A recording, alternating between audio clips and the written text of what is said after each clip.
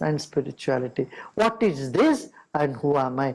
This is also me, and the self, the soul, is nothing but my own higher manifestation. एतद्योनीनि भूतानि सर्वाणीत्युपधारय अहं कृत्स्नस्य जगतः प्रभवः प्रलयस्तथा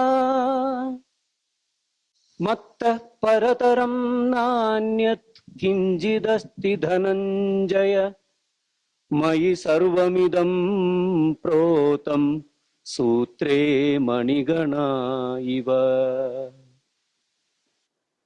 Know that all beings have evolved from this twofold Prakriti, and that I am the source of the entire creation, and into me again it dissolves. There is nothing else besides me, O Dhananjaya. In me, all this is woven like pearls on a string. Spring comes. It's the sap in the tree that starts manifesting as leaves. Summer, the leaves are fully there. Come autumn, all the leaves fall back and they go back to the soil. They get mixed into the soil. They become manure again. Wait for the next spring to again come back. So, everything that has come out of this planet goes back to the planet. Everything that has come out of nature goes back to the nature. All the beings on this planet, they live here and then they merge back. The earth goes back to the earth element, water goes back to the water element, fire to the fire element. Our mind goes back to the universal mind. Dissolution happened. So here says Arjuna, know that all these twofold prakritis, one is the higher, another is lower. These both are my nature, and everything is born out of me and they get back to me. Everything is born out of the one universal consciousness and they all merge back into that universal consciousness. Know this. Know this. Everything dissolves into me. रसोऽहमप्सु कौन्तेय प्रभास्मि शशिसूर्ययोः प्रणवः सर्ववेदेषु शब्दः खे पौरुषं नृषु. Different things appear. He gives a simple example. Sutre Maniganaiva. See, a bead has a hole in the middle of it, otherwise it's not called bead. The very center of a bead is empty, hollow and empty. And the thread that moves through all the bead, like it holds everything, all the beads together. That inner consciousness, the higher consciousness, the higher nature of myself holds everything together. Scientists would love this. They say, all the planets appear spherical because the energy around them make them appear spherical. The unseen energy, the dark energy, the dark matter, that is permeating the whole creation. In fact, that is more powerful than the objects we see. Sun is round because the energy around sun is so huge, so it is the pressure of that energy, sun appears to be round or spherical. They usually give an example of air bubbles in a bottle of water. It's the pressure of water which makes the air bubble appear inside the water, inside the bottle. So is this whole creation. So what you see is a small fraction of myself, which is my lower nature, manifest nature. In fact, he doesn't say it's lower nature, but we try to interpret as lower nature. I wouldn't say it's a lower nature. He simply says this is my manifest nature, another nature. And know that there is nothing beyond me. Now, a little bit more clarity here. What? He goes on to say, I am the fluidity of fluid. Can you have a form without color? No. Any form needs a color, right? If you say colorless, that is also a color. Correct? A colorless also becomes a color. A form cannot be without color. Substance cannot be without quality. It is through the quality you identify a substance. The sweetness is the identity of sugar. If you say this is sugar crystal, that means it has sweetness. If you say this is salty, that means that quality and the object cannot be separated. They're inseparable. So here, Lord Krishna explains as a good teacher, said, I am the Rasohamapsu Kaunteya. In the water, I am the fluidity. And I am the rays in the light. Can you have light without rays? Whether it is moonlight or sunlight, you can't call it light if it doesn't have rays, right?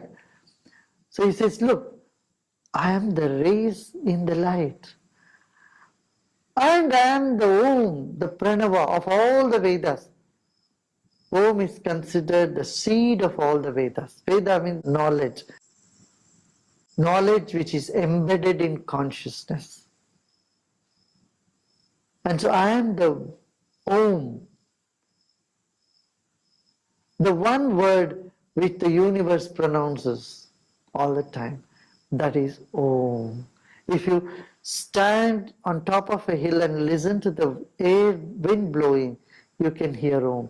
You can go to the ocean and listen to the waves, you can see the Om. And this is what exactly the Buddhists call the one hand clapping, or Anahad Nad. When you go deep in meditation, you hear an inner sound, inner voice, and say, that is Om. Now, don't try to practice this. This is not to be practiced. It happens. You may hear. Now, if you try doing something, you will get into the tinnitus type of problems you issue. So, do not try to listen to Om. You don't need to get tinnitus. You see? So, it is not tinnitus. The Om is a one hand clap or a sound without a sound, without its manifestation, the subtle, and where the knowledge comes to you as a feeling beyond words. See, what knowledge we know from limited mind is through language, through words, right? But there is knowledge which is beyond language. What? Knowledge which is beyond language. As a child, we had this ability. But as we grew up, we were conditioned by language. And language limited our knowledge. It's a very subtle thing. Language has limited our knowledge. At the same time, it has expanded our knowledge also. They're two completely opposite things. One is only through knowledge you could know. You know knowledge, that's why you could listen to me. Now if I keep speaking in Kannada or some other language or Tamil or Hindi, and you don't know that language, this knowledge doesn't enter to you. Even Gita is spoken in some language. This is one type of knowledge, but there is another type of knowledge that comes trans language, which is beyond language. It comes like a feeling, and this is the language the universe speaks. You convey that through your whole existence. You don't have to go and tell dogs or horses or cats, oh, I love you so much. They don't understand you. They don't care for what you say so much. They do feel your vibes. And these vibes are beyond words. And here, the Om is such a word which is beyond language, beyond words. It opens up to a dimension which is more subtle and basic to the existence. Punyo 好，我们先停在这里。所以这里会说到说，我们语言呢，实际任何东西都是我们透过语言，我们可以得到学习知识。可是这个语言呢，同时也限制我们的学习知识。你仔细看，就是所有的事物呢，也都是一样的。比方说，我们用一个方法去解决一个事情，可是同时来说呢，这个方法呢，也限制了这个事情的发展。但是它，比如说，我们用，譬如说用一个药来解决一个症状，那同时呢，这个药呢也会，就是它解决这个，同时呢，它也没有解决了其他问题，就是它同时它可以解决一些事情，可是它同时呢，它也带来一些限制。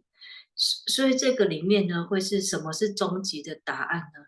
不管是什么呢，我们最后呢就会走向一个合一，就是这些东西，也就是说会超越这个东西的话，我们才会感觉到一种平静或者是宁静，就是超越这个事情解决的本身。比方说，我们有一些方法去解决这个事情，可是到后来呢，你也就不依赖这个方法了。你可能就是已经熟知之后呢，你可能会看状况，或是自然的，你会有一个本能。比方说，你可能一开始你很害怕，然后你用一个方法呢来解决你的害怕，可能是我们可以拿一个物品，或是拿一个想法来帮忙自己。可是久而久之，你会发现它会局促你，因为呢，其实你是本来就比这个大的。因为如果你死抓着这个方法的话呢，你们会发现它也有局促。如果我一直使用这个方法呢，它会变得很顽固，或是很固执，好像事情一直在变化，或是它是变动。所以当你理解之后呢，你真正的解决呢是合一，就是超越这个这个本身语言或是一个方法或是一个事件。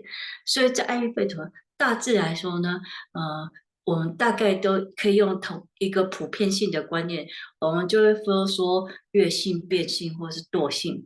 其实有一个二元的本身它就是变性，它就是有一个好像是有这个就有那个，那它本身譬如说有这个症状就有这个药去对治，可是在这个它本身也会有一个局促，它在到一个程度的时候，它会变成是对立。然后，所以呢，在这个里面呢，我们就会知道说，那最后呢是乐性，它就是合一，或是说，在这个乐性里面呢，我们是自然的达到一种平衡，所以就会，它既有，就是我们认识这个对立之后呢，又超越，所以这个药呢，就是为我们所用，或是这个方法是为我们所用，而不是这个方法呢来用我们，就是去控制我们。因为我们真正来说，我们其实比这个大。我们今天就看到这，明天我们继续，对不对？对不对？谢谢老师，老师新年快乐！新年快乐，谢谢。